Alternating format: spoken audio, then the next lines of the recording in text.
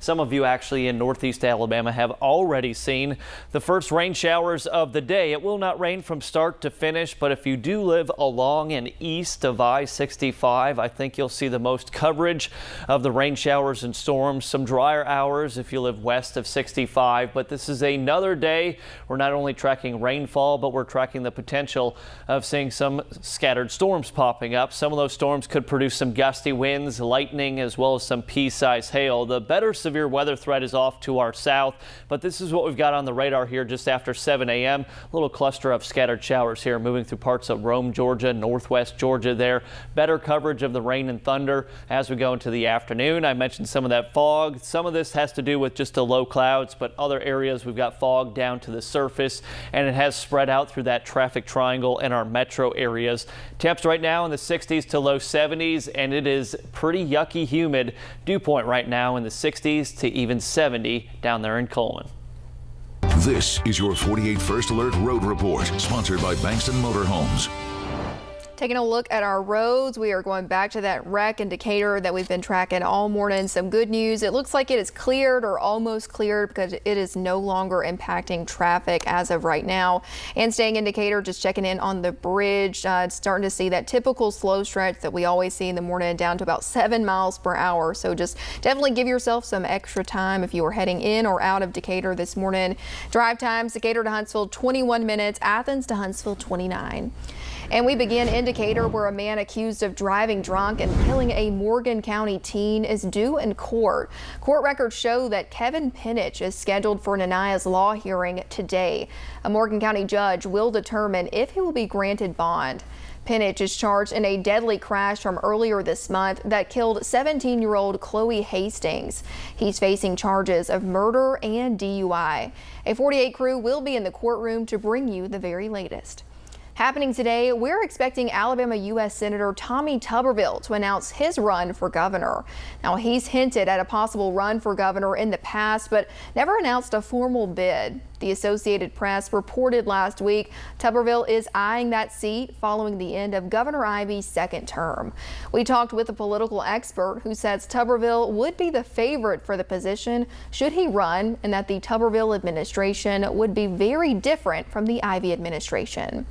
Still to come on our 48 Fastcast, summer is here, and that means a popular place to cool off has opened for the season. We'll break down all of this year's changes next on 48 News Today.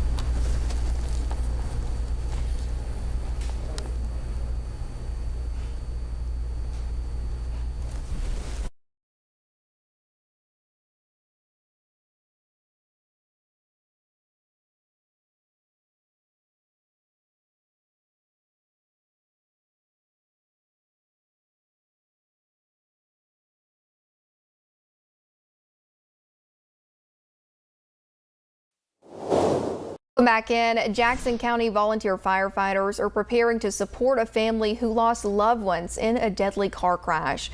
The Paint Rock Volunteer Fire Department is hosting a benefit barbecue for the Smith family this Saturday. Lane Smith was killed in a deadly collision in Chattanooga on Mother's Day. The family's 2-year-old died from his injuries this week. The department is providing a barbecue dinner to help raise money for that family. Department heads say all proceeds from the event will go to support Bailey and Brindley as they continue recovering from their injuries.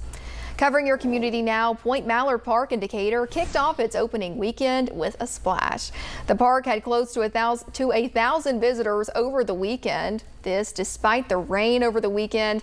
Tickets will cost you a little bit more this year to get in. It costs $32.50 for an adult ticket and $27.50 for a child's ticket with the new fee. Officials with Decatur Parks and Recreation say that they've sold close to 2,500 season passes, which is 500 more ticket sales than last year. I think everybody's excited to get outside. Not only do we have the 25-acre water park that we offer, but we also have 217 full hookup campground sites and an 18-hole golf course. So I think everybody's just excited to get out and enjoy the vacation location that we offer here at Point Mallory. Mills adds that they have plenty of lifeguards at the park, but they are still accepting applications to work for concessions or the gift shop. Eric, we love Point Mallard. Now, your first alert weather with meteorologist Eric Burke. We do love some Point Mallard out there in beautiful Decatur, coming off a big weekend there in Decatur, the Jubilee, and they finally got those hot air balloons up in the air parts of the day. Sunday morning, I believe they got them up. But this is what we've got as we go through the day today. Cloud cover stays with us. If you're lucky, you see some occasional peaks of sunshine, but that's really all we're expecting. By mid to late morning, we're tracking pop-up showers, a few storms, and that should be mainly isolated along and east of I-65.